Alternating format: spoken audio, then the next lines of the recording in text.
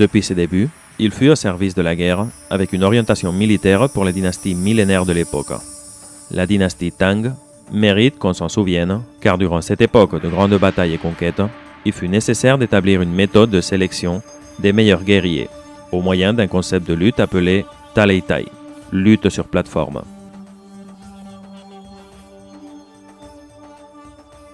Ces concours d'arts martiaux consistaient en de puissants combats sans règles ni limite de temps, réalisés sur une plateforme élevée à 3 mètres de hauteur, appelée Leitai. Les participants déployaient toutes leurs forces et le combat ne se terminait que lorsque l'un des deux tombait de la plateforme ou se retrouvait dans l'impossibilité de poursuivre. Cette forme primitive de compétition est le véritable précurseur de ce que l'on appelle aujourd'hui Sanda ou Sanshou. Dans ce DVD, nous vous montrerons un important résumé de ce qu'est le Sanda Ming Chuan, comment on travaille et une série de techniques les plus utilisées en combat. Nous montrerons ce matériel technique en vous apportant les connaissances suffisantes pour vous introduire au merveilleux univers du combat Sanda.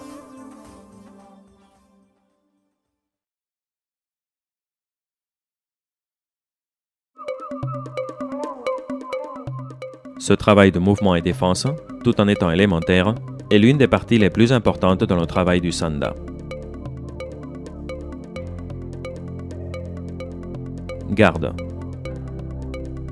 La position de garde en Sanda doit être très équilibrée et détendue pour réagir très rapidement, aussi bien en défense qu'en attaque. Menton bas, main avant à hauteur du subnasal, avec un angle du coude de 90 degrés approximativement. Main arrière collée au menton, jambes séparées à hauteur des épaules, genoux à moitié fléchis. Les pieds en parallèle sur une ligne diagonale et avec un poids équilibré à 50% sur chaque jambe.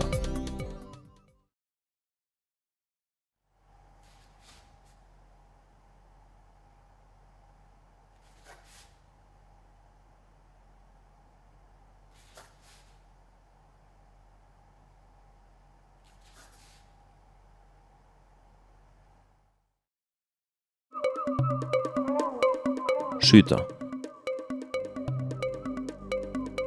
Apprendre à tomber en Sanda est très nécessaire du fait de la grande quantité de projections que l'on réalise.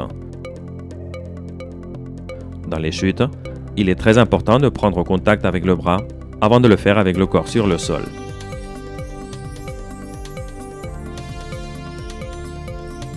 Et d'immédiatement se protéger la tête pour éviter des possibles attaques, en se relevant toujours sans appuyer les mains, car elles doivent être en garde.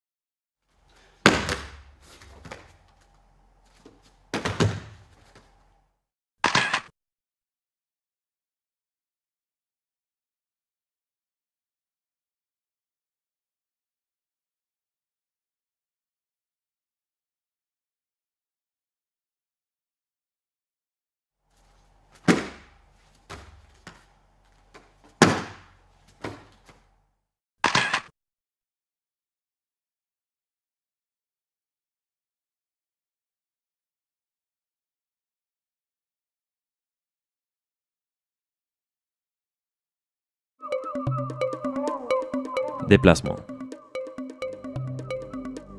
Les déplacements, que ce soit en défense ou en attaque, doivent être effectués à grande vitesse. Et il est très important qu'entre eux, nous nous retrouvions toujours dans la position de garde, parfaitement équilibrés, et que nous soyons suffisamment détendus pour nous déplacer agilement. Chaque déplacement, suivant la direction et l'angle réalisé, nous aidera à réaliser de manière plus efficace une série de techniques concrètes.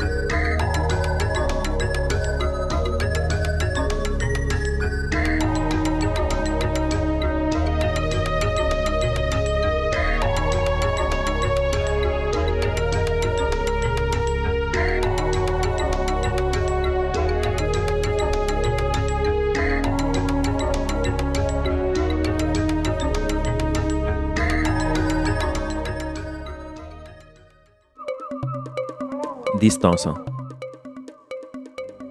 Lorsque nous travaillerons la tactique dans le combat ou dans un affrontement réel, la distance par rapport à l'adversaire jouera un rôle crucial car cette distance nous donnera la possibilité de travailler certaines techniques ou certaines autres suivant ce qui nous convient. Hors de distance. C'est la distance où, depuis notre position, ni nous ni l'adversaire ne parviendrait à frapper avec aucune technique, sauf si nous nous déplacions ou si nous faisions un pas pour entrer dans une autre distance.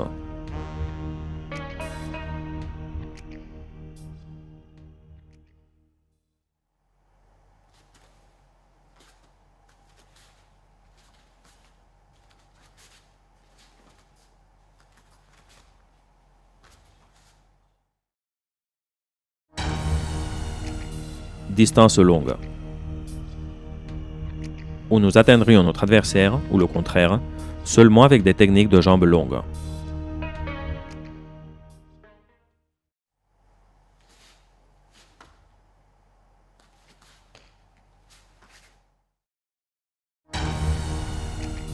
Distance moyenne, c'est la technique où nous nous toucherions avec des coups de poing et de main, ou avec des techniques de jambes de distance courte, comme les coups de pied aux jambes.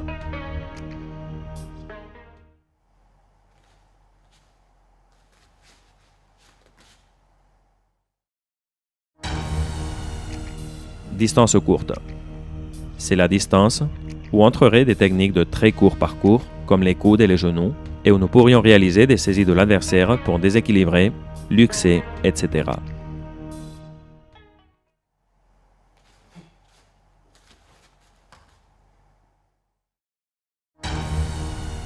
distance corps à corps. C'est la distance où nos corps entrent en contact pour la réalisation de projections, ou bien où nous utilisons le clinch pour éviter les attaques de l'adversaire.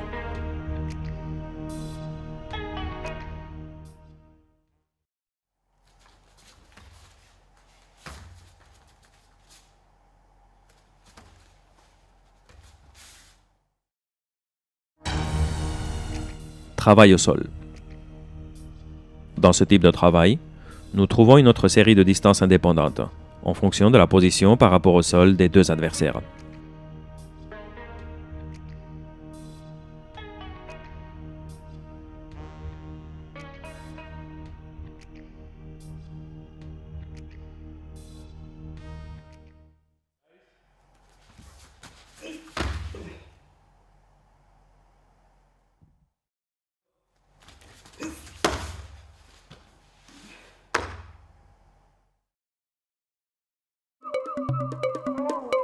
Blocage. En ce qui concerne les blocages en Sanda Ming Chuan, que ce soit avec les bras ou avec les jambes, ils doivent être réalisés plutôt comme des coups, car le contact que nous avons avec l'adversaire ne doit pas être défensif, mais au contraire offensif, créant une douleur chez l'attaquant continuellement. Les blocages ne doivent pas être réalisés seulement avec la force et l'inertie du bras ou de la jambe qui bloquent, mais ils doivent être exécutés de la même manière que les coups d'attaque, avec tout le corps, débutant le mouvement depuis nos pieds, passant par nos genoux et par nos tranches, et se terminant par notre technique.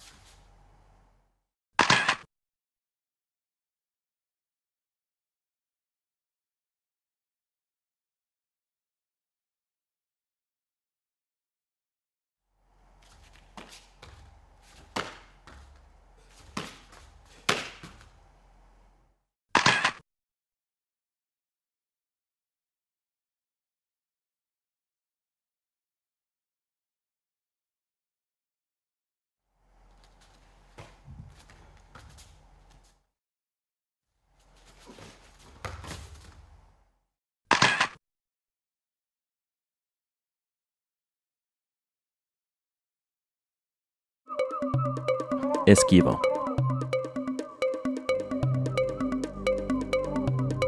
Dans les esquives, contrairement au blocage, nous évitons le contact dur, mais nous continuons de travailler de manière offensive, profitant de l'inertie de l'attaquant pour réaliser notre objectif. Avant l'attaque de l'adversaire, nous devons, soit esquiver complètement l'attaque en évitant le contact avec lui, soit faire un contact minimum sur l'attaque de l'adversaire en redirigeant celle-ci là où cela nous intéresse le plus pour obtenir dans les deux cas une meilleure position et prendre une distance de sécurité ou réaliser un contre avant l'adversaire.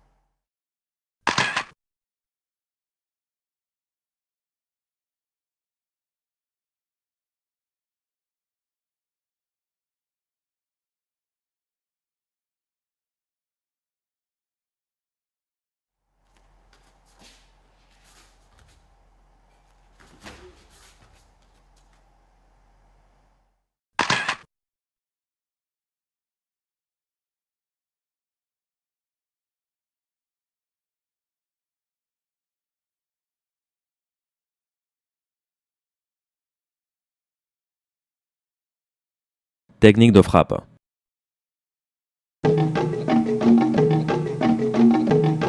Dans les techniques de frappe, nous devons conserver une relaxation absolue du corps pendant tout le parcours de celle-ci, sauf au moment final où nous nous tendrons pour frapper et nous reviendrons à nous détendre immédiatement pour poursuivre notre attaque ou nous déplacer à une distance sûre. Cela nous permettra d'être beaucoup plus rapides et efficaces lorsque nous atteindrons notre objectif. Comme en Sanda, les saisies sont permises pour les déséquilibres et les projections, la vitesse d'exécution des techniques et l'efficacité de la zone frappée jouent un rôle très important, que ce soit pour réaliser une attaque au KO ou en tout cas pour empêcher une contre-attaque possible de l'adversaire. Voici les deux parties fondamentales lors de leur exécution. L'exécution technique de chaque mouvement spécifique et le résultat final de celui-ci, autrement dit, comment frapper et où frapper. Comment frapper et sa visée technique, c'est une chose que l'on apprend normalement dans tous les dojos. Et c'est ce que nous vous montrons ici. Exécution correcte, vitesse, puissance, respiration, etc. Où frapper, c'est l'apprentissage exhaustif de tous les points vitaux du corps, connaissant le mouvement qui exécute l'organisme en étant frappé et les effets provoqués par celui-ci. Pour pouvoir arriver à ces points avec une grande précision, il est très important que la technique et la vitesse d'exécution, dont nous avons parlé précédemment, se compénètrent, créant un coup presque parfait, faisant en sorte de ne pas donner le temps de réagir à l'adversaire pour dévier son point vital de notre technique. De cette manière, nous économisons de l'énergie en ne lançant que des coups clairs, faisant le plus grand dommage possible avec chacun d'eux.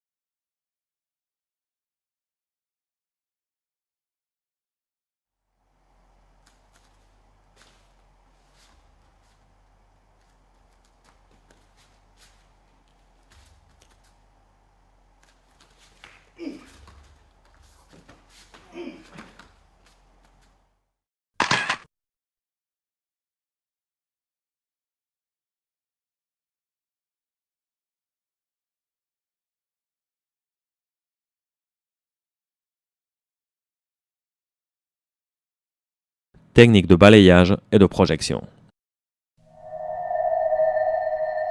Balayage. On appelle balayage le déséquilibre de l'adversaire, en lui ôtant seulement un point d'appui des deux qui existent. Projection. On appelle projection le déséquilibre complet de l'adversaire, lui ôtant les deux points d'appui, le faisant tomber brusquement par terre. Les balayages et les projections dans le travail de Sanda sont une partie fondamentale de son arsenal technique. Dans les projections, on utilise principalement trois types de forces. Une force brusque et sèche, Fa Jing, et une force souple, Hua Jing. Dans un combat, l'utilisation des deux alternativement est nécessaire, bien que le plus important soit l'usage d'une troisième force, qui est celle de notre adversaire. Il faut absorber la force de notre adversaire, ne pas lui résister, mais au contraire, l'accompagner dans son mouvement. Cela implique l'utilisation de la force souple, la force qui transforme et qui fait retourner la force de notre adversaire contre lui-même. Que ce soit par balayage ou projection, l'exécution correcte doit se faire grâce au déséquilibre de sa ligne centrale, à travers un mouvement antérieur comme peut être une technique de coup, une saisie, une traction, une poussée, un déséquilibre de l'adversaire, ou en utilisant et absorbant la propre énergie et l'inertie du mouvement pour continuer nous-mêmes avec une autre. Il est très important, pour que nos techniques de projection soient efficaces, que nos déplacements soient très rapides et bien équilibrés, prenant le moins de risques possible, les réalisant les plus collés possibles aux techniques d'attaque de l'adversaire, sans lui donner le temps de réagir.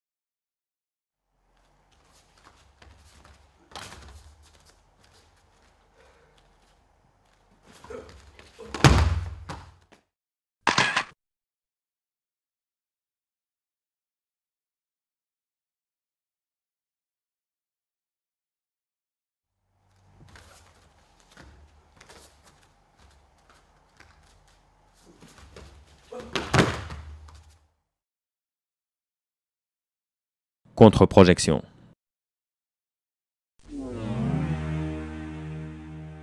Les contre-projections peuvent être travaillées de deux manières, évitant la projection de l'adversaire et parer l'attaque, ou continuer avec un de nos contres vers l'attaquant.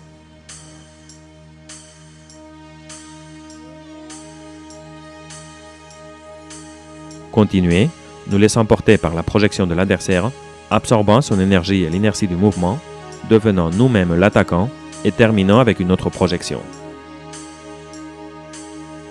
Pour être efficace au moment de réaliser les contre-projections, est fondamentale la relaxation physique et mentale pour profiter de l'énergie de l'adversaire et de ses mouvements pour notre bénéfice.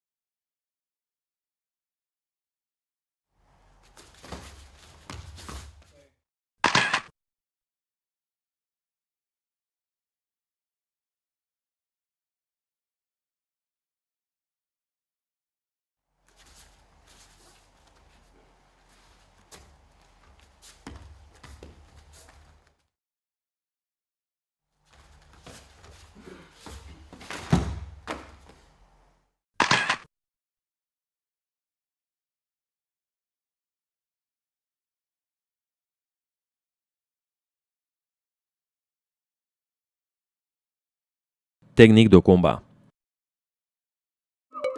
Technique de combat en compétition officielle. Pendant le combat, le compétiteur devra porter des gants de boxe, un casque, un plastron, des protections pour les tibias et les pieds, sur pieds déchaussés. Tout cela unifié.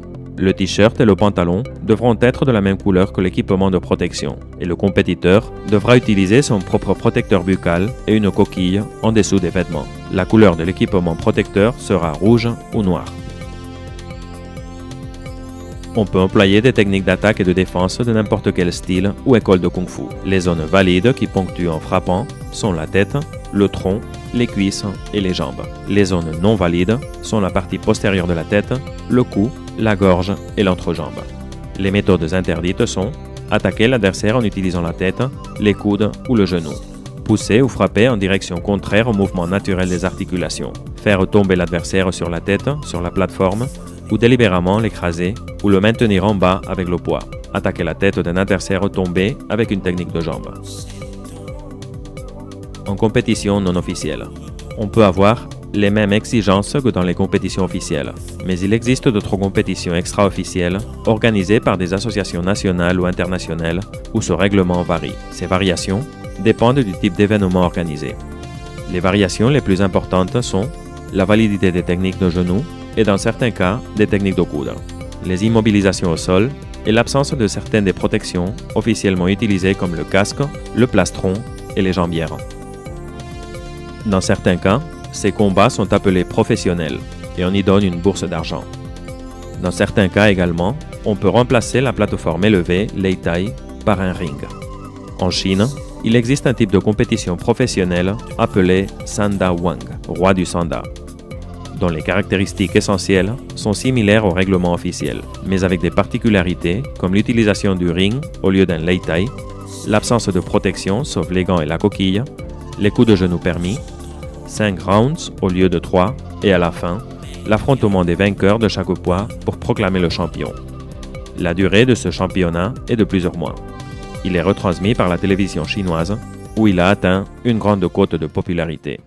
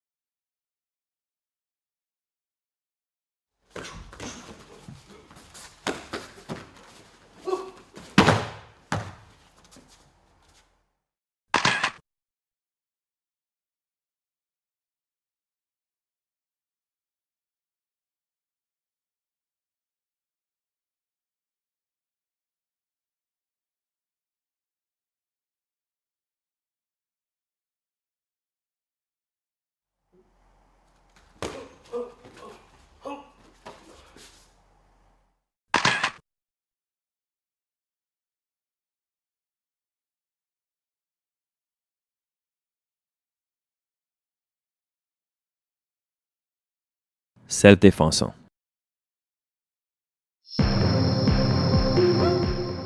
En Sanda Ming Chuan, la self-défense est le principal objectif de l'enseignement des élèves.